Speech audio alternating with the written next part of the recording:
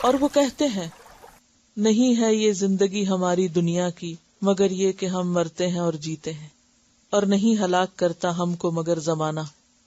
زمانے کی گردش وقت آتا ہے ختم ہو جاتی ہے، جیسے ہر چیز، موسم بدلتا ہے، رت بدل جاتی ہے، وقت کے ساتھ ساتھ ہر چیز تبدیل ہوتی جاتی ہے، ایسے ہی کوئی آ رہا ہے کوئی جا رہا ہے، یہ تو گردش زمانہ ہے. اور آپ دیکھیے کہ زیادہ تر جو خواہشات نفس کی پیروی پائی جاتی ہے وہ ایسے ہی لوگوں کے اندر. پھر اس کے بعد فرق نہیں رہتا کسی علم والے میں، ایمان والے میں اور بے ایمان میں، اور اس کی پھر کوئی حد نہیں ہے.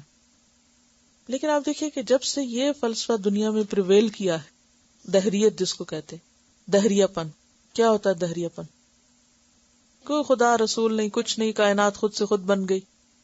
اس کے بعد جو حدود ٹوٹی ہیں اور جو فطرت کے نظام میں خلل پڑا ہے، اور یہ انڈسٹریل ریولوشن کے ساتھ یہ چیز آئی ہے.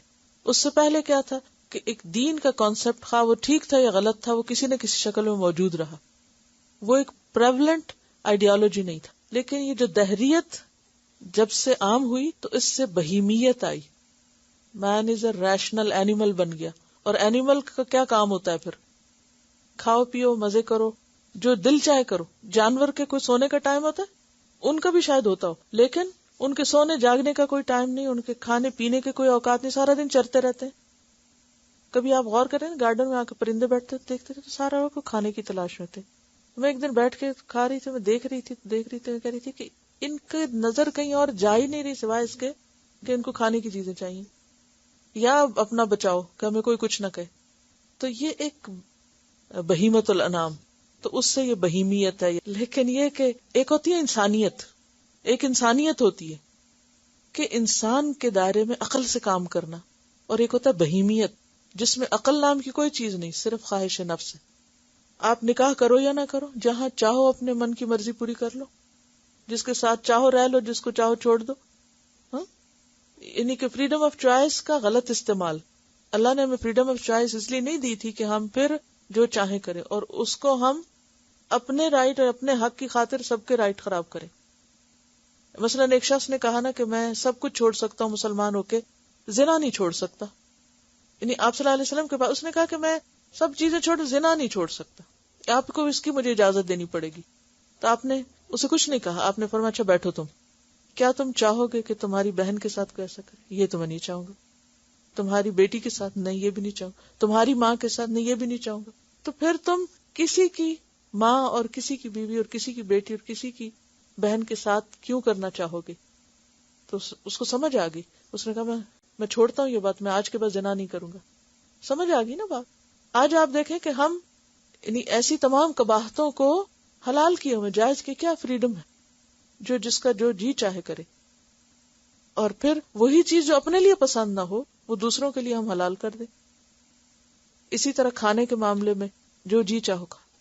اب جانوروں کو وہ کھلا دینا جو ان کی فطرت کے خلاف ہے، اس سے کیا ہوا؟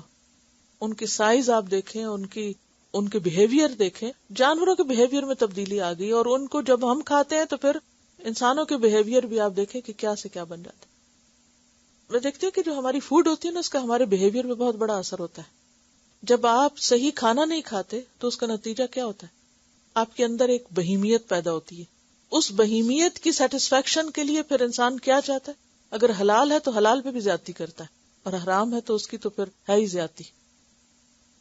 یعنی ایسی خوراک کھانا کہ جس کے بعد انسان نہ رہے، جانور کے درجے کو پہنچ جائے. تو اس کے نتیجے میں آپ دیکھیں گے کہ انسانوں کے تعلقات کتنے ایک ہسبینڈ وائف کے تعلقات متاثر ہو سکتے ہیں. اور پھر اس سے جو ڈس سیٹسفیکشن ہوگی اور اس کے جو اثرات ہوں گے اور اس کے جو نتائج ہوں گے بہت دور تک چلے جائیں گے. تو کسی بھی چیز کے اندر کوئی لمٹ باقی ہی نہیں رہی. اب دیکھیں ایک وقت تھا نا، مجھے اچھی طرح یاد ہے کہ ہمارے جو گھروں میں عام طور پر رکھ رکھا ہوتا تھا، یہ کھانا ہے، یہ نہیں کھانا، اتنا کھانا ہے، یہ نہیں پکے گا، یہ نہیں دیا جائے گا، یہ ٹھیک نہیں ہے. تو سوچتی تھی یہ کیا ہر بات میں رکاوٹ. اب سمجھ میں آتا ہے کہ واقعی یہ بہت بڑی حکمت تھی اس میں. آپ دیکھیے کہ جو عزتیں محفوظ نہیں، گھروں میں لڑائیاں ہیں، ہسبینڈ وائف کے تعلقات میں خرابی ہے، لمٹ سے باہر نکلے ہوئے ہیں لوگ، نگاہوں کی حفاظت نہیں. یہ خرابیاں کہاں سے ساری شروع ہوئی؟ یہ اعتدال کے خراب ہونے سے، اعتدال کے بگڑنے سے. نہ ہم نے اپنی عقل سے کام لیا، نہ کوئی سینسز سے کام لیا، نہ وہ روایات جو ایک تجربے سے ثابت شدہ تھی کہ کیا ٹھیک ہے اور کیا نہیں، ان کو بھی پامال کیا، دین اخلاق کو بھی پامال کیا. نتیجہ کیا ہے؟ دن بدن فساد بڑھتا ہی چلا جا رہا ہے. ہر دوسری جگہ لڑائیاں ہیں، فساد ہیں، تعلقات کا بگاڑ ہے، عورت اپنے دائرے سے باہر ہے، مرد اپنے دائرے سے باہر ہے. سکون کہاں گیا؟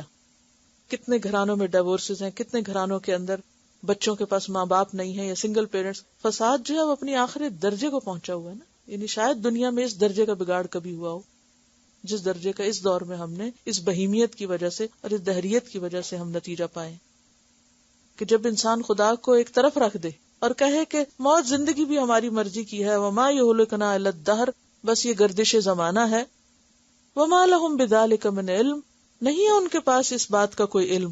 کیا دلیل ہے ان کے پاس؟ کیا ثبوت ہے؟ انہم الا یظنون، نہیں وہ مگر گمان سے کام لیتے ہیں.